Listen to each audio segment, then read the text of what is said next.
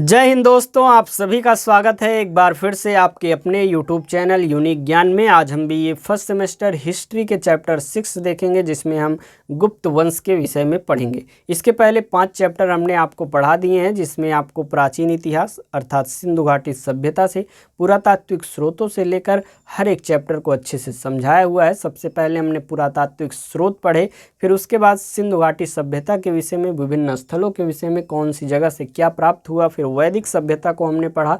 फिर उसके बाद हमने मगध साम्राज्य का उदय एवं विकास पढ़ा, उसमें 7 वंश जो थे। उसके बाद मौर्य, उसमें सबसे इम्पोर्टेंट था। अशोक के विषय में हमने पढ़ा, अशोक महान। उसके बाद 7 वंशों को पढ़ के अब हम गुप्त वंश के विषय में पढ़ेंगे। अगर आपने पिछली चैप्टर्स नहीं देखी हैं तो चैनल पर विजिट कीजिए। सभी क्लासेस आपकी कराई गई हैं, चैप्टर वाइज टॉपिक वाइज कराई जा रही हैं, सिलेबस आपका कंप्लीट कराया जाएगा। जल्दी से जुड़िए, अच्छी तैयारी करिए, पिछली क्लासेस देखिए, फिर आगे की नेक्स्ट क्लासेस तो आपकी डेली आ ही रही हैं। तो इस चैप्टर में हम गुप्त वंश के विषय में पढ़ेंगे। सबसे पहले देखेंगे गुप्त वंश की स्थापना किसने की, और स्थापना जिसने की वह शासक के रूप में जो है नहीं शासन करता है, उसको हम पढ़ेंगे। कौन से ऐसे शासक थे जो एक प्रकार से राजा नहीं बनते हैं, वह क्या करते हैं, हर एक चीज़ को हम अच्छे से समझेंगे। अगर आप चैनल पर नए हैं तो चैनल को सब्सक्राइब कीजिए, जिससे आने वाली वीडियोस भी आपको प्राप्त होती रहें। पूरा सिलेबस आपका कंप्लीट कराया जाएगा। बाकी आपको डिस्क्रिप्शन बॉक्स में टेलीग्राम के लिंक्स दिए गए हैं, जहां पर आपको नोटिफिकेशन या फ्री ऑफ कॉस्ट जो नोट्स दिए जाते हैं वहाँ पर आपको मिल जाएंगे। या फिर डिस्कशन ग्रुप ज्वाइन करिए, जहाँ पर आप आपस में डिस्कस कर सकते हैं। विभिन्न बच्चे बच्चियाँ जुड़े हुए हैं, आपस में टॉपिक्स डिस्कस करते हैं, या फिर अपने नोट्स जो है वहाँ पर शेयर कर सकते हैं वो लोग। तो उसमें आप जुड़कर फ़ायदा उठा सकते हैं। जो टेलीग्राम नहीं यूज करते हैं, व्हाट्सएप चैनल का भी लिंक दिया गया है, जुड़ जाइए। वहाँ पर भी नोटिफिकेशंस विभिन्न दिए जाते हैं, रिजल्ट आने पर, टाइम टेबल आने पर सब कुछ जानकारियाँ दे दी जाती है विभिन्न यूनिवर्सिटीज़ की। तो आपके लिए हर एक व्यवस्था यहाँ पर की गई है, चैनल पर बने रहिए। चलिए देखते हैं गुप्त वंश के विषय में, गुप्त काल के विषय में। इस वंश को भारतीय इतिहास का एक प्रकार से स्वर्ण काल कहा जाता है। गुप्त शासक जो थे वैश्य थे, जो कि विष्णु उपासक थे।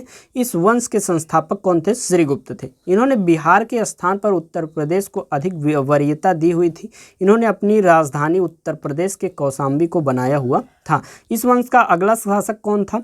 घटोत्कच था। इन दोनों शासकों ने सामंत के रूप में ही शासन किया, अतः इन्हें वास्तविक संस्थापक नहीं माना जाता है। श्रीगुप्त ने स्थापना की, अगला शासक अर्थात दूसरा शासक कौन रहता है? घटोत्कच। इन्होंने न कोई प्रमुख कार्य किया, न शासक के रूप में, एक प्रकार से वह सामंत के रूप में शासन करते हैं, इसीलिए इन्हें वास्तविक संस्थापक नहीं कहा जाता है। इस वंश का वास्तविक संस्थापक कौन है? चंद्रगुप्त प्रथम। इन्होंने लिच्छवी राजकुमारी कुमार देवी से इन्होंने विवाह किया, और इस उपलक्ष्य में उन्होंने राजा रानी के प्रकार के सिक्के चलवाए हुए थे। इस वंश के गरुड़ मुद्राएं जो हैं सर्वाधिक लोकप्रिय हैं।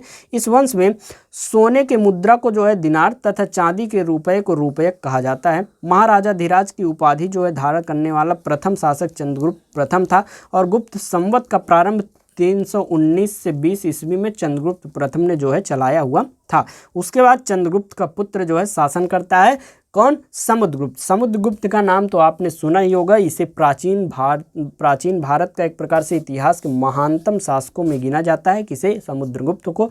यह कुमार देवी का पुत्र था, अतः यह खुद को लिच्छवी दौहित्र, लिच्छवी का नाती कहता था, क्योंकि जो ये कुमार देवी इनकी माता थी, यह कहाँ की थी? लिच्छवी की। तो लिच्छवी की जो एक प्रकार से वहाँ की माता होंगी, इनकी माता या पिता नाना नानी होंगे, तो अपने आप को लिच्छवी दौहित्र कहता था। पूरे लिच्छवी का वह अपने आप को नाती कहता था। इसमें बचपन का नाम पूछा जाए आपसे तो समुद्रगुप्त के बचपन का नाम क्या था? कांच था। समुद्रगुप्त की नीतियां जो है आक्रामक तथा विस्तारवादी थी, अतः यह अशोक के जो है विपरीत था। इसने आर्यावर्त अर्थात उत्तर भारत के राज्यों को जीतकर अपने साम्राज्य में मिला लिया। एक प्रकार से कहानी के माध्यम से पॉइंट टू पॉइंट आपको बताया जा रहा है, बस ध्यान से आप सुनते रहिए, अच्छे से समझते रहिए।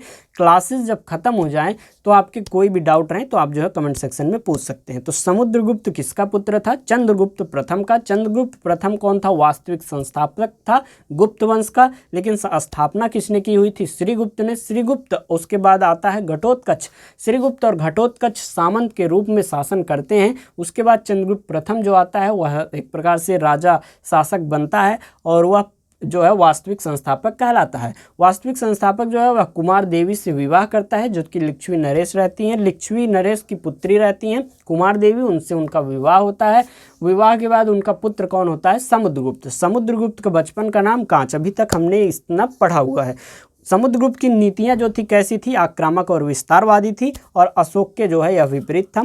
आर्यावर्त अर्थात उत्तर भारत के राज्यों को जीतकर इसने अपने साम्राज्य में मिला लिया था, और जो दक्षिणावर्त अर्थात दक्षिण भारत के जो 12 राज्यों को उन्होंने पराजित किया, उनसे कर वसूलता था। उत्तर भारत के राज्यों को अपने मिला लेता है, और दक्षिण भारत के जो 12 राज्य वह जीतता है उनसे कर वह वसूलता है। इन्हीं विजय अभियान के कारण समुद्रगुप्त की तुलना जो है नेपोलियन से किया जाता है, इसलिए B.A. स्मिथ द्वारा समुद्रगुप्त को भारत का नेपोलियन कहा गया है, जो अर्ली हिस्ट्री ऑफ इंडिया की पुस्तक में जो है लिखा हुआ है। समुद्रगुप्त के विजय अभियान की जानकारी कहाँ से मिलती है? प्रयाग प्रशस्ति अभिलेख इलाहाबाद से मिलती है। प्रयाग स्तंभ लेख में जहांगीर शासक का भी वर्णन मिलता है। यह अभिलेख जो है समुद्रगुप्त के दरबारी कवि तथा महासंघ विग्राहक युद्ध एवं शांति के जो दूत थे हरिसेन, उनके द्वारा लिखा गया था। पुराण में कहा गया है कि समुद्रगुप्त का घोड़ा जो है 3 समुद्र का पानी पीता था, अर्थात समस्त दक्षिण भारत समुद्र के सामने नतमस्तक था। कुछ लोग समझेंगे कि जो समुद्रगुप्त का घोड़ा था 3 समुद्र का पानी पीता था, तो ऐसा नहीं है, ऐसा कोई उसका शौक नहीं था कि 3 जो है समुद्रों का पानी पिए। वह क्या था कि दक्षिण भारत, आप देखे होंगे दक्षिण भारत का मैप आपको दिखा दें, ये जो है ऐसा आपका मैप है नीचे, तो यहाँ पर बे ऑफ बंगाल है, यहाँ पर इंडियन ओशियन है, और ये आपका अरेबियन सी है। तो तीनों समुद्रों का पानी पीने का मतलब है कि यहाँ पूरे दक्षिण भारत में समुद्रगुप्त के जो है शासन था, उसका एक प्रकार से उसने जो है अपनी राज्य को फैलाया हुआ था, इसका मतलब यही होता है। आगे हम देखेंगे, इन्होंने अश्वमेघ यज्ञ कराया और अश्वमेघ कर्ता की उपाधि इसने धारण की। इन्होंने विक्रमांक का उपाधि धारण किया और इसे कविराज भी कहा जाता है। इसके समय बौद्ध भिक्षु वसुबंधु को संरक्षण दिया गया। इसने आर्यावर्त के दिग्विजय तथा दक्षिण भारत में धर्म विजय का कार्य जो उसने किया हुआ था, अर्थात दक्षिण में वह धर्म विजय का कार्य करता है, आर्यावर्त तथा उत्तर भारत में दिग्विजय के नाम से जाना जाता है। श्रीलंका के शासक जो मेघवर्मन थे, उन्होंने बौद्ध गया में मंदिर बनवाने के लिए अपना एक दूत जो है समुद्र के दरबार में भेजा था और अनुमति मांगी थी। समुद्रगुप्त ने उसे मंदिर बनवाने के लिए एक प्रकार से अनुमति दे दी थी। समुद्रगुप्त ने कृष्ण चरित्र पुस्तक की रचना की, जिस कारण इसे कविराज भी कहा जाता है। इसे सिक्कों पर वीणा बजाते हुए और सैनिक वेशभूषा में जो है दिखाया गया है। समुद्रगुप्त के समय सबसे प्रचलित जो सिक्का था वह मयूर शैली का सिक्का था। समुद्रगुप्त के बाद जो है रामगुप्त शासक बना। यह एक अयोग्य शासक था। इसकी पत्नी का नाम देवी था। देवी ने रामगुप्त के छोटे भाई चंद्रगुप्त द्वितीय के साथ षड्यंत्र रचकर खुद के पति रामगुप्त की हत्या करवा दी। इसकी जानकारी जो है विशाख दत्त की पुस्तक देवी चंद्रगुप्तम में मिलती है। आपने BA 3rd सेमेस्टर में अगर आप हिंदी लेंगे तो आपको एक जो है मिलेगा ध्रुव स्वामिनी। ध्रुव स्वामिनी में रामगुप्त और चंद्रगुप्त और उनकी पत्नी की कहानी जो है बताई गई है। देवी जो है जो रामगुप्त की पत्नी रहती हैं। रामगुप्त का एक प्रकार से उसमें यह कहानी बताई गई है जो कि इतिहास में है कि रामगुप्त से एक शासक जो है युद्ध लड़ने की एक कहता है या फिर कहता है कि आप अपनी पत्नी को हमारे पास भेज दीजिए। तो रामगुप्त जो है वह तैयार हो जाता है। तो इसका विरोध करते हुए चंद्रगुप्त द्वितीय जो कि रामगुप्त का भाई था, वह दो मिलकर जो है पहले उस राज्य को भी हरा देता है, रामगुप्त को हत्या कर देता है और फिर जो है चंद्रगुप्त द्वितीय जो उसकी पत्नी रहती है देवी, दोनों लोग विवाह कर लेते हैं। तो यही एक प्रकार से रहता है कि जो अयोग्य शासक था पहली बात रामगुप्त, वह डर जाता है और अपनी पत्नी को दूसरे शासक के हवाले करने के लिए तैयार हो जाता है, जिसको देखकर उसका भाई ही उसकी हत्या करवा देता है मिलकर और उसकी पत्नी को एक प्रकार से न्याय दिलाने के लिए और उससे फिर विवाह कर लेता है। और इसी की जानकारी कहाँ पर दी गई है? विशाख दत्त की पुस्तक जो देवी चंद्रगुप्तम है उसमें मिलती है। ध्रुव स्वामिनी में पूरी कहानी आपको देखने को भी मिलेगी। देवी चंद्रगुप्तम में भी इनके बारे में बताया गया है। आगे हम देखेंगे चंद्रगुप्त द्वितीय फिर आ जाता है। इसे शकों का अंत कर दिया। विक्रमादित्य की उपाधि एक प्रकार से धारण की। इसने जो है शक जो साम्राज्य के लोग थे, शक भी आपके सिलेबस में नहीं है लेकिन नहीं तो पढ़ाया जाता आपको। तो शकों का अंत किसने किया? चंद्रगुप्त द्वितीय ने, और उनका अंत करके विक्रमादित्य की उपाधि इसने धारण की हुई थी। विक्रमादित्य का अर्थ क्या होता है? सूरवीर होता है। इतिहास में कुल 14 शासकों ने विक्रमादित्य की उपाधि धारण की हुई थी। इसे शक विजेता भी कहा जाता है। इसे देवगुप्त के नाम से भी जाना जाता है। परम भागवत की उपाधि इसी शासक द्वारा धारण किया गया था। इसके समय व्याघ्र शैली के जो है सिक्के चलते थे। इसने चांदी के सिक्के चलाए। यह न्याय के लिए प्रसिद्ध था। कौन? चंद्रगुप्त द्वितीय। इसके न्याय का सिंहासन जो है पत्थर का बना हुआ था। इसके समय सर्वाधिक विस्तार जो है हिंदू धर्म का हुआ था। इसके दरबार में संस्कृत के 9 विद्वान रहते थे जिन्हें नवरत्न कहा जाता था। नवरत्न में सबसे प्रमुख कौन थे? कालिदास जो कि संस्कृत लेखक थे, अमरदास जो कि कवि थे, वराह मिहिर जो कि खगोलविद थे, धन्वंतरी जो कि आयुर्वेदाचार्य थे आदि इसमें एक प्रमुख थे। कुल मिलाकर 9 रत्न रखे गए थे। आगे चल के आपको देखने को मिलेगा अकबर के भी 9 रत्न रहते हैं। तो सबसे पहले 9 रत्न किसके दरबार में थे? चंद्रगुप्त द्वितीय के दरबार में थे। चंद्रगुप्त द्वितीय के बाद अगला शासक जो है कुमारगुप्त बना। इसने महायान शाखा के शिक्षा के लिए नालंदा विश्वविद्यालय बनाया। इसे महायान शाखा का एक प्रकार से ऑक्सफोर्ड कहा जाता है। जो नालंदा विश्वविद्यालय है इसे ऑक्सफोर्ड महायान शाखा का कहा जाता है। विश्व का पहला विश्वविद्यालय जो है तक्षशिला विश्वविद्यालय था। इसकी स्थापना जो है राजा तक्ष ने करवाई हुई थी। यह वर्तमान पाकिस्तान में रावलपिंडी जिला में स्थित है। विश्व का पहला छात्रावास की सुविधा देने वाला जो है विश्वविद्यालय नालंदा विश्वविद्यालय था। आपसे पूछा जाए कि विश्व का पहला एक प्रकार से जो विश्वविद्यालय है कौन सा था, तो आप क्या बताएंगे? तक्षशिला है। तक्षशिला पहला जो है विश्वविद्यालय था विश्व का। लेकिन अगर पूछा जाए कि कौन सा ऐसा विश्व का पहला विश्वविद्यालय था जिसने छात्रावास की सुविधा दी, तो वह कौन था? नालंदा विश्वविद्यालय। 1198 में ऐबक का सेनापति बख्तियार खिलजी ने नालंदा विश्वविद्यालय को ध्वस्त करा दिया। आपको आगे पढ़ाया जाएगा। सेकंड सेमेस्टर में आपका सिलेबस है, आप यहाँ अभी जो है पढ़ेंगे। इस आपका यह जो सिलेबस है समाप्त कहाँ पर होगा कि मुस्लिम आक्रमण कब से शुरू हुआ, किसने किया, आपको इसमें बताया जाएगा। मोहम्मद गौरी ने आक्रमण किया। यहाँ पर आपका चैप्टर बीए फर्स्ट सेमेस्टर का ख़त्म हो जाएगा। सेकंड सेमेस्टर का वहीं से आपका स्टार्ट होगा।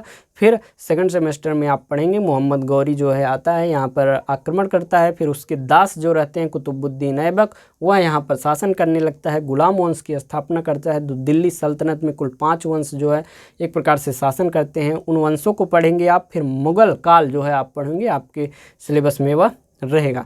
तो आप जो है एक प्रकार से आप पूरे बीए में पूरी हिस्ट्री को अच्छे से अगर आप पढ़ते हैं, सिलेबस को अच्छे से पढ़ें, आप इस चैनल पर जुड़ जाइए। बस छोटी छोटी क्लासेस के माध्यम से आपको क्लासेस करा दी जाती हैं। तो पूरा आप बीए की आप जो सिलेबस है कंप्लीट अगर कर लेते हैं तो समझ लीजिए हिस्ट्री आपकी पूरी तैयार हो जाएगी। कहीं भी किसी भी एग्ज़ाम में आप जाएंगे, हिस्ट्री अलग थोड़ी होती है। हिस्ट्री आपकी जो बीए की पूरी बीए में आप समझ लीजिए हिस्ट्री लिए हुए हैं, तो सेमेस्टर वाइज आपके जो है विभिन्न जो काल हैं उसको डिवाइड कर दिए हैं। अलग अलग सेमेस्टर में आपको पढ़ना है, पूरी हिस्ट्री आपकी तैयार हो जाएगी। जीएस में आप हिस्ट्री सब्जेक्ट की टेंशन ही छोड़ दिए अगर आप हिस्ट्री लिए हैं और पढ़ते हैं अगर। तो आगे हम चलिए देखते हैं। अभी हमने आपको बताया कि नालंदा विश्वविद्यालय के बारे में। नालंदा विश्वविद्यालय पहला ऐसा विश्वविद्यालय था जो कि छात्रावास की सुविधा देता है। वैसे विश्व का पहला विश्वविद्यालय पूछा जाए तो तक्षशिला था, जो कि राजा तक्ष ने उसकी स्थापना कराई हुई थी। ध्वस्त कौन करता है? बख्तियार खिलजी। बख्तियार खिलजी कौन रहता है वो अभी आपके आगे चैप्टर्स में बताया जाएगा। कुमारगुप्त के बाद अगला शासक कौन बनता है? स्कंदगुप्त बना। स्कंदगुप्त ने सुदर्शन झील का पुनर्निर्माण कराया। इसकी अलग से एक जूनागढ़ अभिलेख मिला है जिससे यह जानकारी मिलती है कि समुद्रगुप्त ने हूणों के आक्रमण को असफल कर दिया। इसके बाद गुप्त वंश में बहुत छोटे शासक हुए। भानुगुप्त जो है एरड़ अभिलेख में सती प्रथा की उसकी जानकारी मिलती है। इस वंश का जो है अंतिम शासक कौन था? विष्णुगुप्त था। इस वंश के विनाश का कारण जो है हूणों का आक्रमण हुआ। हूण आक्रमण के बाद गुप्त वंश छोटे छोटे सामंतों में बट गए, जिससे सबसे महत्वपूर्ण सामंत जो है पुष्यभूति था। आपको आगे जो है चैप्टर्स में सामंतवाद का उदय भारत में कैसे हुआ उसके विषय में पढ़ना है। आपके सिलेबस में अगला यूनिट ही यही है कि भारत में सामंतवाद का उदय और विकास कैसे हुआ, जो कि आपको अगले चैप्टर में अच्छे से समझाया जाएगा। गुप्तकालीन प्रशासनिक व्यवस्था के विषय में हम जाने तो वर्तमान हिंदू धर्म का स्वरूप जो है गुप्त काल की देन है। गुप्त काल की राजधानी जो थी कौशाम्बी थी। इस समय शासन की सबसे बड़ी इकाई देश होती थी। देश का सर्वोच्च राजा जो है होता था, जो न्याय की भी सर्वोच्च एक प्रकार से था। शासन की सबसे छोटी इकाई गांव थी, जो ग्रामिक के अधीन रहती थी। इस समय सबसे प्रमुख अधिकारी जो है कुमार अमात्य था। अमात्य जो वर्तमान में जिला अधिकारी डीएम के समान था, अर्थात इस समय जैसे जिला में डीएम होता है उसी समय अमात्य का पद जो था उसी के बराबर था। फाहियान के अनुसार इस समय अस्पृश्यता अर्थात छुआछूत प्रचलित थी। निम्न जाति के लोगों को चांडाल या अंतज्ञ कहा जाता था। इस समय स्त्रियों को शिक्षा का अधिकार था और वे देवदासी भी हो सकती थी। इस समय बाल विवाह, पर्दा प्रथा, सती प्रथा का भी प्रचलन था। इस समय वेश्यावृत्ति का प्रचलन था। वेश्यावृत्ति में लिप्त महिलाओं को गणिका या कुट्टनी कहा जाता था। इस समय गणित तथा ज्योतिष का सर्वाधिक विकास हुआ। अजंता की गुफाओं का निर्माण जो है गुप्त काल में हुआ। महाराष्ट्र के इन गुफाओं की संख्या जो है 29 थी, जिसमें 29 जो महाराष्ट्र की गुफाएं थी, जिसमें 16 नंबर, 17 नंबर और 19 नंबर की गुफाएं गुप्त काल की थी। अजंता की गुफा जो है बौद्ध, जैन और हिंदू तीनों के लिए प्रसिद्ध थी। कौन सी ऐसी गुफाएं थी जो बौद्ध, जैन, हिंदू तीनों के लिए प्रसिद्ध थी आपसे पूछा जाए तो वह थी अजंता की गुफाएं। गुप्त काल में ही मध्य प्रदेश में बाघ की गुफाएं बनाई गई। गुप्त काल में ही अफगानिस्तान के बामियान में स्थित पर्वतों को काटकर महात्मा बुद्ध का विश्व की सबसे ऊंची प्रतिमा बनाई गई, किंतु अफगानिस्तान के तालिबान आतंकवादियों ने इसे बम से उड़ा दिया। सबसे बड़ी जो महात्मा बुद्ध की प्रतिमा बनाई गई थी वह बामियान में स्थित पर्वतों को काटकर बनाई गई थी, परंतु जो अफगानिस्तान के तालिबान आतंकवादी थे उन्होंने बम फोड़ दिया उसमें बांधकर, तो वह समाप्त हो गई। गुप्तकालीन साहित्य के बारे में बात करें तो गुप्त काल को संस्कृत साहित्य का स्वर्ण युग माना जाता है। गुप्त काल के दरबारी जो भाषा थी वह संस्कृत थी। काशी, मथुरा, पाटलिपुत्र, वल्लभी आदि इस काल के जो है प्रमुख शैक्षणिक केंद्र थे। नालंदा महाविहार की स्थापना भी इसी समय हुई थी, जो विश्वविख्यात जो है शैक्षणिक स्थल था। गुप्तकालीन साहित्य एवं लेखक की बात करें तो सबसे प्रमुख साहित्यों को हम पढ़ेंगे, उसके बाद हमारा यह चैप्टर समाप्त हो जाएगा। तो मृच्छकटिकम जो है शूद्रक ने लिखा हुआ था। मुद्रा राक्षस देवी चंद्रगुप्तम जो है विशाखदत्त ने लिखा हुआ था। पंचतंत्र जो है विष्णु शर्मा ने लिखा हुआ था।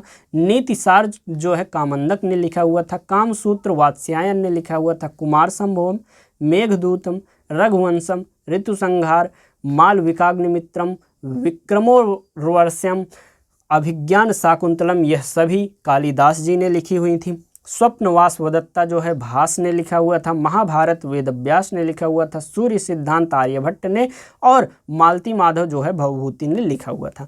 गणित सार श्रीधर ने और निघंटु जो है वह धन्वंतरी ने लिखा हुआ था। कुल मिलाकर आपका गुप्त वंश हर एक टॉपिक आपका यहाँ पर कवर हो गया। नेक्स्ट चैप्टर में हम भारत में सामंतवाद के उदय के विषय में पढ़ेंगे, उसके विकास के विषय में पढ़ेंगे, उसकी पृष्ठभूमि को समझेंगे, कैसे सामंतवाद की शुरुआत हुई और कैसे कैसे उसका अंत हुआ, सभी चीज़ें हम नेक्स्ट चैप्टर में पढ़ेंगे। बाकी आप जो है टेलीग्राम पर जुड़ जाइए विभिन्न नोटिफिकेशंस के लिए, आपस में डिस्कशन के लिए जो है आप डिस्कशन ग्रुप में जुड़ सकते हैं। जो टेलीग्राम नहीं यूज करते हैं वह यूनिक ज्ञान व्हाट्सएप चैनल पर जुड़ जाइए। बाकी नोट्स के लिए इस नंबर पर मैसेज कीजिए, 25 रुपये पेमेंट करिए, कोर्स टाइटल बताइए, यूनिवर्सिटी नेम ग्रुप में ऐड कर दिया जाएगा। बहुत से बच्चे जुड़ गए हैं, वह फ़ायदा उठा रहे हैं। क्लासेस आपकी निरंतर चल रही हैं। लास्ट चैप्टर 1, 2, 3 बचा हुआ है। 3 चैप्टर 4 चैप्टर में आपके जो है सिलेबस कंप्लीट हो जाएगा। तो क्लासेस मिलती जा रही हैं, नोट्स भी मिलते जा रहे हैं, वो लोग रिवीजन कर रहे हैं। आप लोग भी जल्द से जल्द जुड़ जाइए और अच्छी तैयारी करिए। बाकी चैनल पर बने रहिए, वीडियो को अवश्य लाइक करिए, एक प्यारा सा कमेंट करिए कि आपको क्लासेस कैसे लगी, या कोई भी डाउट हो तो आप उसको पूछिए कमेंट सेक्शन में। चैनल को सब्सक्राइब कीजिए, वीडियो को अधिक से अधिक दोस्तों के पास शेयर कीजिए, अपने घर में सभी जो मोबाइल्स हैं उसमें आप चैनल को सब्सक्राइब करिए। जल्दी जल्दी बढ़ाइए चैनल को। मिलते हैं नेक्स्ट वीडियो में। धन्यवाद।